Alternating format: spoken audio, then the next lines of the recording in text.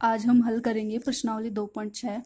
पहला प्रश्न है, ज्ञात कीजिए 0.2 गुणा 6, यानी दशमलव में मान दिया गया है, गुणा करके हमें आंसर बताना है इनका।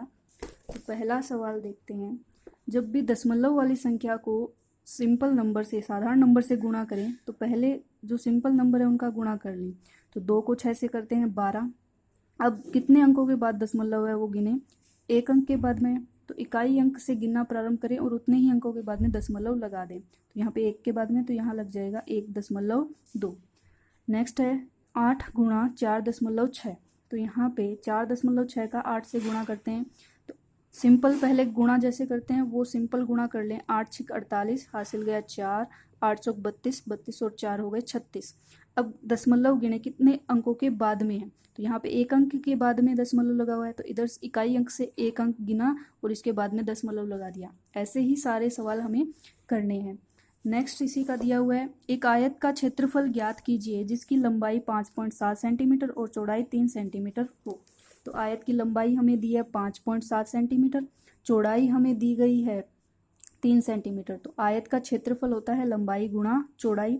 लंबाई है 5.7, चौड़ाई है 3, तो 5.7 का 3 से गुणा कर दें। 3 7 21, हासिल गया 2, 3 5 15, 15 और 2 17। एक अंक के बाद में दशमलव है, तो यहाँ पे एक अंक के बाद में दशमलव लग गया, तो उत्तर आ गया 17.1 सेंटीमीटर स्क्वायर। नेक्स्ट है प्रश्न संख्या 3, ज्ञात कीजिए। तो यहाँ पे 10 और 100 के साथ गुणा किया गया है दशमलव की संख्या को। तो जब भी शून्य वाले अंकों का दशमलव वाली संख्या से गुणा किया जाए तो जो दशमलव है वो जितने शून्य होंगे उतने अंक दाईं तरफ खिसक जाएगा। तो यहाँ पे एक शून्य है तो इसको एक अंक दाईं तरफ खिसका देंगे, तो ये आ गया 13 उत्तर। ऐसे ही इसमें एक शून्य अंक है तो एक अंक दाईं तरफ खिसका देंगे, तो ये 368 आ गया। सेम ऐसे ही प्रोसेस होगी जैसे इसमें हमारे पास दशमलव के बाद 2 अंक है और यहाँ शून्य एक ही है, तो एक अंक इस तरफ खिसकेगा, तो ये आ जाएगा 1680.7। जितने शून्य होंगे दशमलव उतने अंक दाईं तरफ खिसका दिया जाएगा। तो ये 100 से गुणा करें तो यहाँ एक ही अंक है, एक अपनी तरफ से हम 0 लगा लेंगे, तो ये 2 अंक इस तरफ खिसका दिया हमने, तो यहाँ पे 3110 आ गया। नेक्स्ट ऐसे ही ये है, यहाँ पे 2 शून्य है लेकिन हमारे पास दशमलव के बाद में एक ही अंक है, एक अपनी तरफ से हमने 0 लगाया, तो 2 अंक इस तरफ खिसका देंगे, तो ये हो गया 15,610। नेक्स्ट है, एक दुपहिया वाहन 1 लीटर पेट्रोल में 55.3 किलोमीटर दूरी तय करता है, तो 10 लीटर पेट्रोल में वह कितनी दूरी तय करेगा। तो 1 लीटर में दिया हुआ है 55.3 किलोमीटर, तो एक का देके 10 का पूछा है, यानी कम का देके ज़्यादा का पूछे तो गुणा करेंगे। तो 55.3 को गुणा करना है 10 से, एक शून्य वाली अंक है तो एक दशमलव इस तरफ खिसका दो, ये हो गया 553 किलोमीटर। और वैसे गुणा करके देखें तो यहाँ पे एक 0 एक्स्ट्रा में लगेगा और फिर दशमलव गिने कितने अंक के बाद, एक अंक, तो यहाँ 0 के बाद में एक लग जाएगा, तो वही उत्तर आना है हमारा। नेक्स्ट दिया हुआ है, दोनों ही दशमलव की संख्या हैं, तो यहाँ देखते हैं 2.5 का गुणा करना है 0.3 से, तो 2.5 इसके नीचे लिखा हमने 0.3। सिंपल जैसे गुणा करते हैं पहले वो कर लें।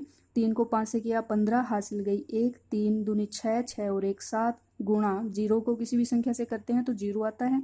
अब इनका योग करें, 5 7 और 0 हो गए 7 0।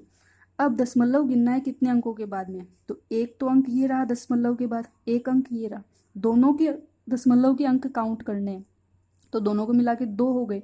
तो यहाँ पे 2 अंकों के बाद में 1 2, 2 अंकों के बाद में दशमलव लगेगा। ऐसे ही एक और देख लेते हैं, इसी का 8वां, 10.05 को गुणा करना है 1.05 से, तो पहले सिंपल गुणा कर लेते हैं। 5 5 25, हासिल 2, 2 का 2 आ गया, 5 को 0 से गया 0, 5 एकम 5, गुणा 0 को किसी भी संख्या से करते हैं तो 0 हो जाता है, 1 को किसी भी संख्या से गुणा करेंगे तो वही संख्या आएगी, 5 0 0 1 एकम 1। इनका योग करें, 5 2 5 5 0 1। अब हमें दशमलव के बाद कितने अंक है वो काउंट करने हैं, 1 2 3 4, यानी टोटल दोनों को मिला के 4 अंक है, तो 1 2 3 4, तो 4 अंक के बाद में ये दशमलव लग जाएगा। तो सेम ऐसे सवाल आप कर सकते हैं सभी। यहाँ पे हमारी प्रश्नावली कंप्लीट होती है।